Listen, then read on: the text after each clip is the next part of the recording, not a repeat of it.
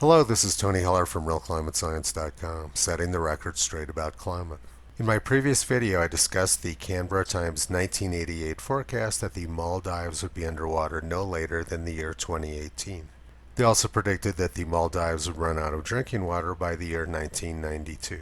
And the Canberra Times also said that the only way to prevent 1 to 4 meters of sea level rise by the year 2030 was to adopt a one-world government, which coincidentally happens to be the same solution which the Canberra Times proposes for all of their other imaginary problems.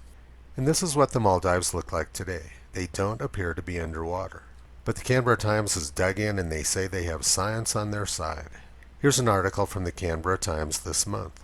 Should super funds put their money in the Maldives? Why not? Asked Liberal backbencher Craig Kelly. The question for Queensland Liberal MP and climate skeptic Craig Kelly on Monday was whether superannuation funds are allowed to buck the climate science and invest in low-lying resorts in the Maldives or coal mines that export to China and India. So the Canberra Times says that science is on their side and Australia should not invest in the Maldives or in coal mines that export to China and India. As a scientist, I would not agree with the Canberra Times forecast that the Maldives will be underwater by the year 2018. I can see pretty clearly that that did not happen.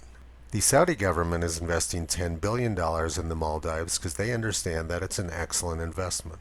It was reported in May that the Maldives plan to open up 5 new airports this year.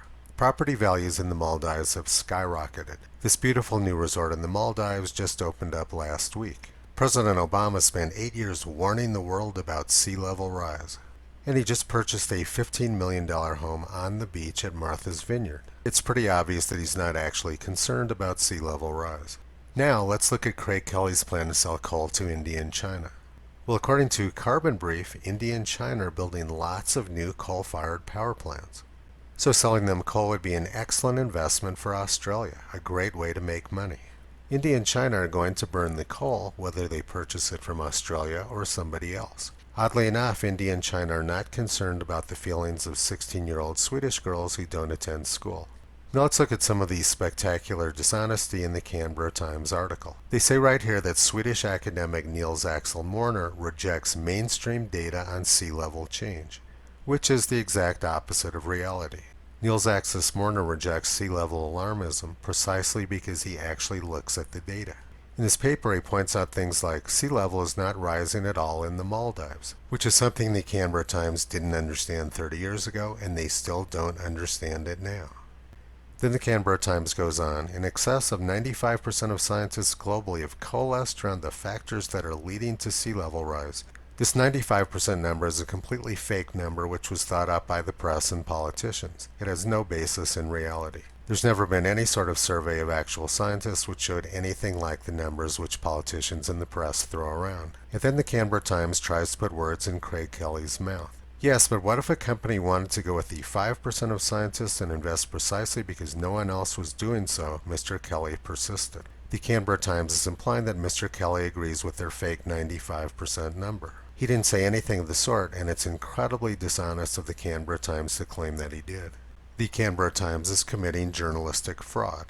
Here's what the actual sea level data shows. The closest tide gauge to Canberra is the one at Sydney. It also has one of the longest and most reliable records, and it shows very little sea level rise over the last 125 years.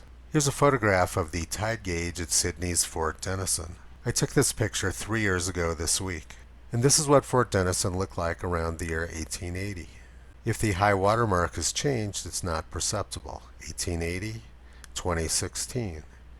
1880, 2016.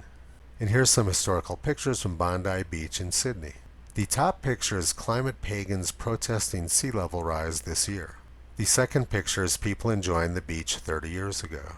The third picture is people enjoying the beach in 1909.